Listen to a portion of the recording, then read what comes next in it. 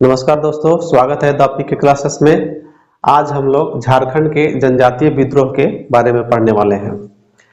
आपको हम बताना चाहेंगे कि झारखंड में यदि आपको नौकरी लेना है, झारखंड में सर्विस करना है, तो आपको झारखंड का जीके, जीएस, झारखंड का भूगोल आपको पढ़ना ही होगा।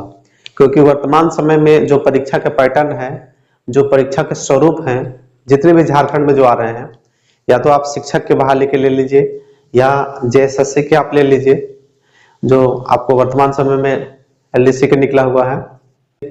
झारखंड पुलिस के ले लीजिए, झारखंड पुलिस में भी लगभग में आपको 50 प्रश्न झारखंड के इतिहास से पूछा जाता है, झारखंड जीएस से पूछा जाता है। इसके बाद आपको जेपीएससी में जो आपको प्रश्न आते हैं, तो तुरंत एक पेपर ही आपका झारखंड पेपर है। अभी वर्तमान समय में महिला पर्यवेक्षिका की बहाली निकली हुई है, उसमें भी आपको झारखंड जीएस पूछा जाएगा। कहने का मतलब यह हुआ कि झारखंड में आपको नौकरी लेना है, तो झारखंड में जितने भी जॉब निकल रहे हैं, सबके सब में आपको झारखंड जीएस से प्रश्न आते ही आते हैं। तो जब तक आपको झारखंड जीएस कंप्लीट नहीं होगा, तब तक आप एग्जाम को क्रैक नहीं कर सकते हैं। झारखंड से संबंधित जितने भी प्रतियोगिता परीक्षा अब तैयारी करने में लगे हुए हैं, उस सब के लिए उपयोगी होने वाला है झारखंड के जनजातीय विद्रोह।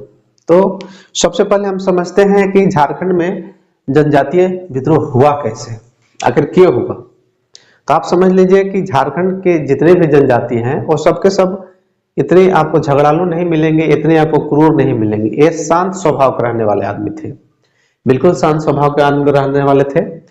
इनका मुख्य काम था खेती करना, जंगलों से जड़ी बूटी संग्रह करना, खाना पीना, मस्ती करना। इससे ज्यादा इनका कोई कुछ काम नहीं था। लेकिन जैसे ही भारत में अंग्रेज जब आए और इनके ऊपर बहुत सारे अत्याचार करने लगे, इनको सुधारने का प्रयास करने लगे। इनके जो धर्म था, संस्कृति था, सभी को इन्होंने, अंग्रेजों ने छेड़ने लगा। अंग्रेजों ने इन सभी में सुधार के प्रयास करने लगा, और ये सुधार इनको ठीक नहीं लगा। जब ये सुधार ठीक नहीं लगा, तो ये आपस में विद्रोह करने लगे। जगह जगह पर विद्रोह हुआ झारखंड में, बहुत सारे जगह विद्रोह हुए। तो हम एक एक करके आज विद्रोह के बारे में पढ़ेंगे और क्यों विद्रोह हुआ। विद्रोह में आपको दो तीन तरह, झारखंड के विद्रोह में, जनजातीय विद्रोह में दो तीन तरह के आपको प्रश्न पूछे जाते हैं। सबसे पहला प्रश्न होता है कि कब हुआ। आपको प्रश्न आते हैं कि कब हुआ, यह विद्रोह कब हुआ। जैसे कि कोल विद्रोह हो गया, ढाल विद्रोह हो गया, मुंडा विद्रोह हो गया। एक कब हुआ, तो ये प्रश्न आते हैं कब हुआ, कहाँ हुआ, यह भी पूछा जाता है कि कहाँ हुआ, कौन कौन थे, यानी नेतृत्वकर्ता कौन थे। इसके बाद है कि इसको दमन करने वाले कौन थे, यानी अंग्रेजों की तरफ से लड़े कौन। दो तीन तरह के प्रश्न आपको पूछे जाते हैं। तो बहुत इसमें कॉम्प्लिकेटेड चीज नहीं पूछे जाते हैं, बिल्कुल आसान तरीके से पूछे जाते हैं। हम आपको एक एक करके बताने का प्रयास करते हैं। सबसे पहले जानिए कि विद्रोह क्यों हुआ। विद्रोह क्यों हुआ, आखिर जनजातीय विद्रोह क्यों हुआ।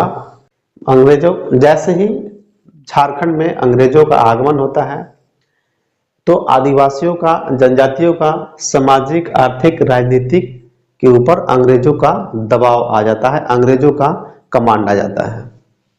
आपको एग्जाम्स में सामाजिक, आर्थिक, राजनीतिक नहीं पूछे जाएंगे, कोई एक पार्टिकुलर बात पूछ दिया जाएगा। जैसे कि मान लेते हैं कि भूमि से संबंधित अंग्रेजों ने सुधार करना चाहते थे। आदिवासी थे, जनजाति जो थे वो कृषक थे, इधर उधर खेती किया करते थे, जहीं तहीं खेती किया करते थे, कर्तन धन कृषि किया करते थे। लेकिन जब अंग्रेज आए तो कहे कि नहीं, ये कृषि नहीं होगा, आप एक जगह कृषि कीजिए। इसके अलावा ये टैक्स दिया करते थे। टैक्स दिया करते थे, किनको टैक्स दिया करते थे, तो मुगल बादशाहों का टैक्स दिया करते थे। इनके मुखिया हुआ करता था, जनजातियों का मुखिया। अब मुखिया से डायरेक्ट राजा टैक्स लेते थे और राजा मुगल बादशाह को टैक्स दिया करते थे। लेकिन जैसे ही अंग्रेज झारखंड में प्रवेश किए, तो ये मुखिया से कर न लेकर डायरेक्ट कृषक से कर वसूलने लगे, और डायरेक्ट ये अपना टैक्स वसूलने लगे और ज्यादा मात्रा में वसूलने लगे, जिसके कारण विद्रोह का कारण बना। इसके बाद जब इन्होंने, अंग्रेज आए, तो देखे कि यहाँ बहुत लोग अशिक्षित हैं, इनके काम करने का तरीका गलत है, सामाजिक बुराइयां बहुत ज़्यादा है, तो अंग्रेजों ने इस बुराइयों को सुधारने का प्रयास करने लगा। जैसे कि सती प्रथा हो गया, तो सती प्रथा के सुधारने का प्रयास करने लगा, लेकिन जनजातियों को ये भाया नहीं, जनजातियों को अच्छा नहीं लगा, इन्होंने विरोध करना स्टार्ट कर दिया। इसके अलावा आपको ईसाई प्रचार प्रसार, ईसाई मिशनरियों का प्रचार प्रसार ज़्यादा होने लगा। अंग्रेज पढ़ाने के बहाने क्रिश्चियन धर्म अपनाने पर ज़्यादा जोर देने लगे, जिसके कारण ये आदिवासी जनजातियों ने विद्रोह किया। तो इसी विद्रोह में आपको पूछा जाता है कि अंग्रेज झारखंड में प्रवेश कहाँ से किए। ये बहुत बार क्वेश्चन पूछा गया है झारखंड के जीएस में कि सबसे पहले अंग्रेजों ने झारखंड में कहाँ से प्रवेश किया, किस क्षेत्र से प्रवेश किया। तो देखिएगा इस तरह से लगभग में आपका झारखंड का मानचित्र होता है।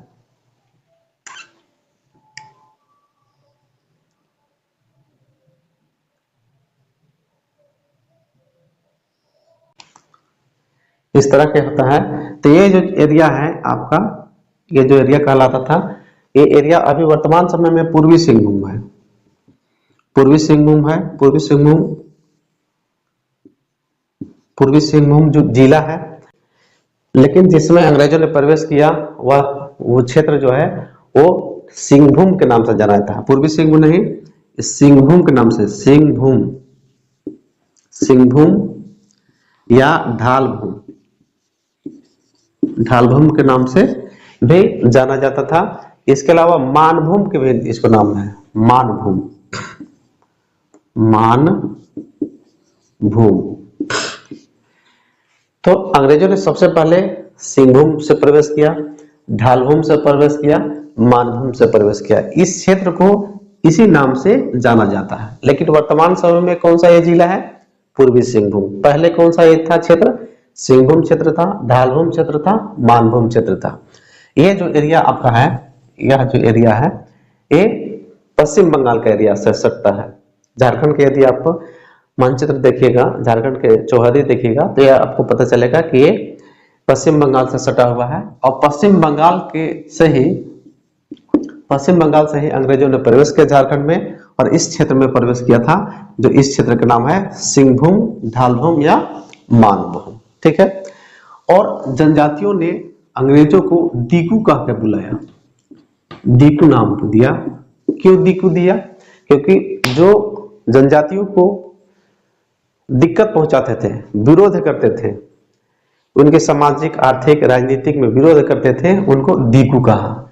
और दीकू का मतलब सिर्फ अंग्रेजों को भी दीकू नहीं कहा इन्होंने, यहाँ पर जितने भी व्यवसायिक वर्ग आए, बनिया वर्ग जितने भी आए, साहूकार वर्ग जितने भी आए, जितने भी शासक आए, सबके इन्होंने दीकू कहा। आप एक कंफ्यूजन में नहीं रहिएगा कि अंग्रेजों को ही सिर्फ दीकू कहा इन्होंने, यानी बाहरी वर्ग के जितने भी लोग थे, बाहर के जितने भी लोग थे, इन्होंने दीकू कह के बुलाया अंग्रेजों को। चलिए, तो सबसे पहले अंग्रेजों ने यहीं प्रवेश किया, ढालभूम प्रवेश किया, सिंहभूम प्रवेश किया। तो सबसे पहले यही युद्ध हुआ था, एक यहीं पर एक विद्रोह हुआ। इस विद्रोह का नाम है ढाल विद्रोह। इस विद्रोह का नाम है ढाल विद्रोह, और हम लोग ढाल विद्रोह के बारे में पढ़ने वाले हैं। देखिए, क्योंकि ये ढाल में प्रवेश किए, ढालभूम में प्रवेश किए थे, तो ढालभूम के राजा से ही एक विद्रोह हुआ था। उस विद्रोह का नाम है ढाल विद्रोह। इसको हम सबसे पहले मिटाते हैं, इसके बाद आपको बताते हैं। ढाल विद्रोह, सबसे पहले अंग्रेजों ने ढाल क्षेत्र में प्रवेश किया, इसलिए यहाँ के शासक से युद्ध हुआ, यहाँ के शासक से टकरार हुआ। जो ढाल क्षेत्र के शासक थे, उस शासक का नाम था जगन्नाथ ढाल। सबसे पहले ये ढाल विद्रोह हुआ कब से कब? तो ये आप याद रखिए कि ढाल विद्रोह 1766 से लेकर 1777 तक चला। ढाल विद्रोह, ये आपको डेट भी याद रखना है कि ढाल विद्रोह कब हुआ। तो ढाल विद्रोह 1766 से लेकर 1777 तक चला। कितने साल तक चला ढाल विद्रोह? कितने साल तक चला? तो 10 सालों तक चला। आप इस पॉइंट को लिखिएगा, 10 साल तक चले। ठीक, ये ढाल विद्रोह हुआ क्यों? जैसे ही अंग्रेज ढाल क्षेत्र में आए, यहाँ के शासक से भिड़ गए, और जो उनका नाम था जगन्नाथ ढाल, यानी नेतृत्वकर्ता कौन हो गए? नेतृत्वकर्ता जगन्नाथ ढाल। जगन्नाथ ढाल। जगन्नाथ ढाल से अंग्रेजों ने टैक्स ज्यादा वसूलने लगे, टैक्स ज्यादा, जमीन के टैक्स ज्यादा वसूलने लगे, जिसके कारण ये बहुत गुस्सा हो, अंग्रेजों में टकरार हुआ, जिसके कारण ये अंग्रेजों से इनको टकरार हुआ। और टकरार हुआ तो इन्होंने एक युद्ध छेड़ा, उस युद्ध का नाम था ढाल विद्रोह। क्यों? क्योंकि ये ढाल क्षेत्र में ये विद्रोह हुआ था, ये ढाल विद्रोह इसलिए कहा जाता है। ठीक, इसके क्षेत्र पूछा जाता है कि किस क्षेत्र में हुआ, क्षेत्र कौन था, कहां सा एरिया कौन था, तो आप देख रहे हैं कि ये सिंहभूम का क्षेत्र था, सिंहभूम का क्षेत्र था, कह सकते हैं कि ढालभूम का क्षेत्र था, ढालभूम का क्षेत्र था, तभी तो ये ढाल विद्रोह हुआ। और अंग्रेजों ने तब क्या किया, जगन्नाथ ढाल को हटा दिया। जगन्नाथ ढाल को हटाने के बाद इसी के भाई, जगन्नाथ ढाल के भाई का ही नाम था एक नीमू ढाल, नीमू ढाल को राजा बना दिया। अब नीमू ढाल से भी धीरे धीरे अंग्रेजों के टकराव बढ़ने लगा, क्योंकि अंग्रेज अपने अनुसार चलाना चाहते थे शासन, और जो जनजाति थे अपने अनुसार शासन चलाना चाहते थे, इसलिए इन दोनों में भी टकरार बढ़ गया। इसलिए पुनः अंग्रेजों ने जगन्नाथ ढाल को राजा बनाया। और इस विद्रोह को दबाने में एक अंग्रेज के बहुत बड़ा योगदान है। उस अंग्रेज का नाम है विद्रोह का दमन, विद्रोह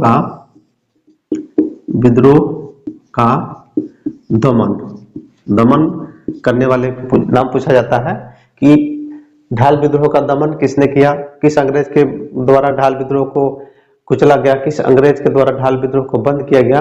तो इनका नाम है रुख मार्गन, रुख मार्गन के द्वारा ढाल विद्रोह को कुचला गया, यानी आपस में जगन्नाथ ढाल को आपस में मिलाया गया, समझाया गया और बताया गया कि ठीक है, आप अपने खेती कीजिए, अपने हिसाब से जो आप कर देना है वो दीजिए। तो पुनः 1777 ईस्वी में जगन्नाथ ढाल को ही